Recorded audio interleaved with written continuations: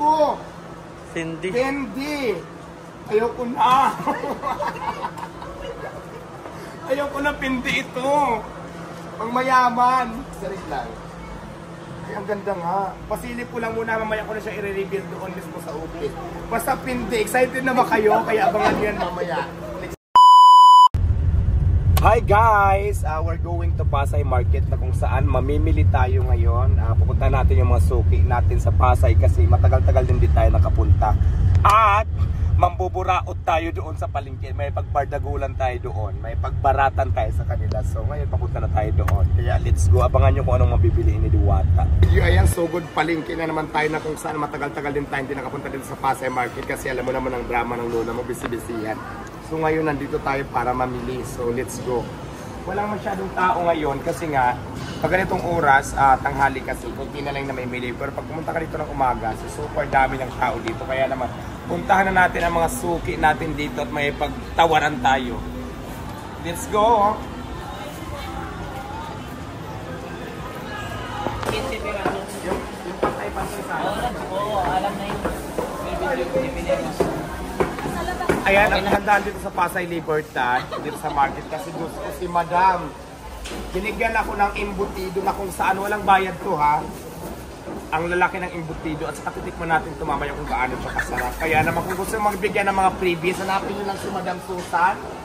Ang kanyang stall ay Susan Meat Shop na matatagpo lang dito sa gitna, dito sa Pasay Libertad Market. At dito rin ako guys kumukuha ng barbecue.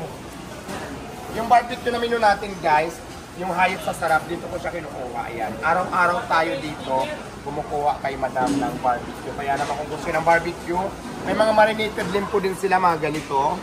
Tapos meron silang manok na kamarinate. Pero kung gusto niyo naman hindi pa nakatimpla, kaya na magtitimpla, so pwede rin kayo dito bumili sa kanya. At hindi lang yan, mayroon siya dito ang pinaka pang grand final na talaga yung baka na talaga namang legit na baka. Sariwa, very fresh.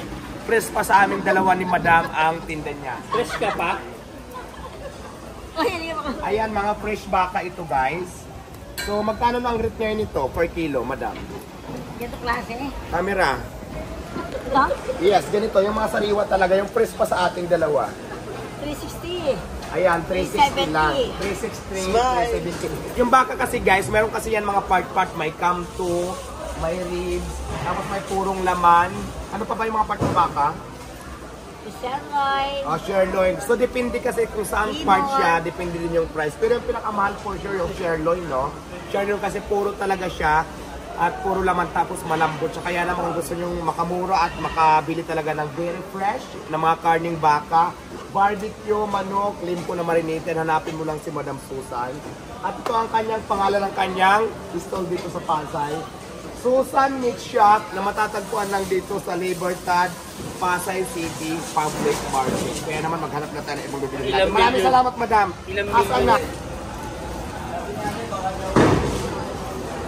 Ngayon naman, punta naman natin yung ating suki sa ating mga condiments na kung saan pangbuburaot din tayo doon ng mga freebies. So, let's go. Kasi di ba yung suki ko dito, so, binigyan tayo ng freebies. So, dito naman, sa mga condiments, tingnan natin kung magbibigay yung freebies. Dito suki ko rin ito sa langgunista. Yung langgunista ko naman, dito siya. Ayan ang Kapampangan langgunisa. Ito din yung langgunisa na tinitinda natin. Pero kasi mayroon pa tayong langgunisa doon, no, mamaya na lang. Hanggang anong oras kayong open? 1 AM to 7 PM. Nagbubukas sila ng 1 AM. Yung open nila dito 1 AM to 7 PM. Kaya, let's go.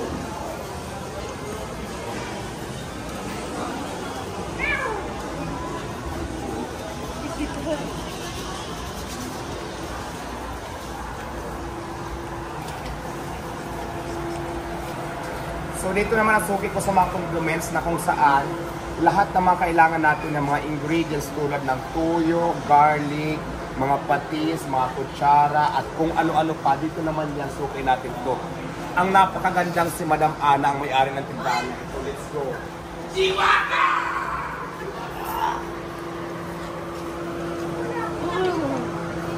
Doon kasi, alam mo ba, doon kasi guys, doon binigyan ako ng freebies. Ngayon, ang bubura tayo dito sa Pasay Market ngayon, di ba? Dito naman manghingi tayo ng freebies. Diyos ko. Balik ako kasi may mga... Baby ba? Gusto mo? Ito ang ito ko. Uy! Oh. Hala, ang binigay sa akin previous week na I'm so excited talaga na magkita sa dito. Diyos ko! Cindy. Hindi! Ayoko na! Ayoko na pindi ito! Pang mayaman! Sarit lang. Ay, ang ganda nga. Pasilip ko lang muna, mamaya ko na siya i-reveal doon mismo sa upit. Basta pindi, excited na ba kayo? Kaya abangan yan mamaya. Next natin. Anyway, maraming salamat dito kay Madam sa suki natin sa mga condiments na matagal na since kasi nung nag-start tayo mag-tinda ng Paris, nasa kalsada pa lang tayo. So dito na talaga ako namimili ever since. Kaya hanggang ngayon, suki pa rin talaga kami. Tapos yung gulay ko naman dito. Hi, hello. Wala bang mga previous dito? Kasi binigyan kami ng mga previous, hindi tayo mamburakot sa mga. Ito naman pag gusto mo ng pag gusto mo ng mga gulay, ayan, makikita mo yung tindahan naman nila, ang pangalan ay Steak and Beans Fresh Vegetable. Ayan, ito number nila 54, 53 at saka 52. Ayan, dito lang yan sa malapit lang sa bungad sa entrance na matatagpuan yung kanilang mga gulay. Kaya just contact kung mga gulay kailangan nyo. Steak and Beans Fresh Vegetable.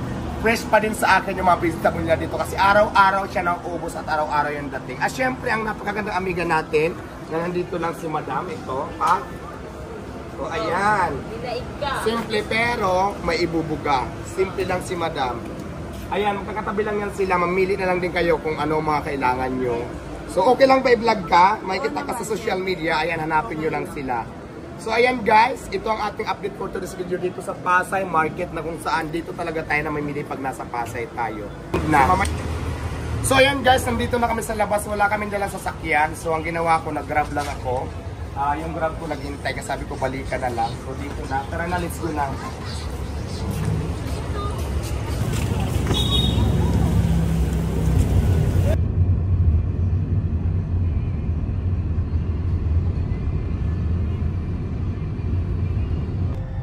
So ayan guys, tapos na tayo mamalingkin na kung saan pauwi na tayo. Wala akong dalang sasakyan, na grab lang ako. Kaya naman, katabi natin yun ang driver ng grab na si Kuya Jeff. Kuya Jeff. Gaano ka nakatagal kuya nagda-drive ng grab? 5 years? 5 years. Ano ang mga na-experience mong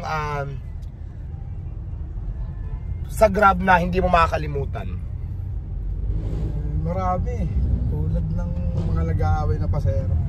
Mayroon din mga nag-aaway sa pasahero. Nag-grab lang tayo kasi yung meron kasi akong driver nasa Quezon City, kinuha yung mantika. So ako naman, may sasakyan pa naman ako doon. Tinamad ako kaya sabi ko mag-booking na ako ng grab. So pauwi na ako papuntang Parisan at nag-order na ako ng mga kailangan ko dito sa Parisan ko. So yun lang, yun ang kaganapan ngayong araw na ito. Magbabay ka na. Please like, follow, and share ng Diwata Vlogs. Ayan, Diwata Paris official account sa ating YT channel. Ang ating naman FB page ay Diwata Paris over fan page na kung saan meron na tayo 1.1 million followers. Kaya naman, paki-follow ako sa aking mga social media account para ma-update kayo sa ating mga ginagawa araw-araw. Yun lang, see you and God bless you always. So yun nga guys, i-reveal na natin yung ating naburaot sa palengke, yung nagbigay. So, embutido na malalaki, 5 piraso. Ito, kulang po ito mamaya. Parang ang bango ng amoy ng embutido. At syempre, kanina hindi nyo nakita at hindi ko binuksan yung laman ng, ito nga yung Pinti Roma. Naku, mukhang ano to, excited.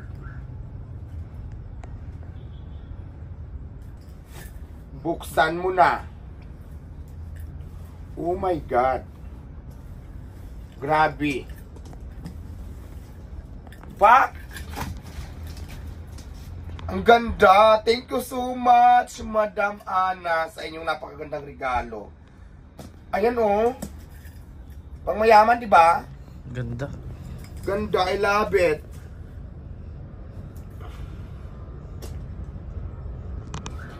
So yun lang loob ay wala na, ito na mga anes. Ganda, I love it. At hindi lang yan, mayroon siyang, ito na lang ang dalhin natin araw-araw, no? Ang laki. Maganda.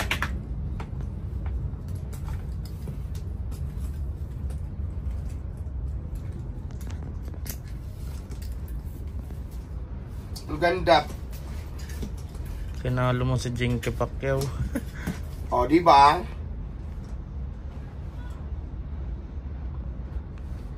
Thank you so much. Picture.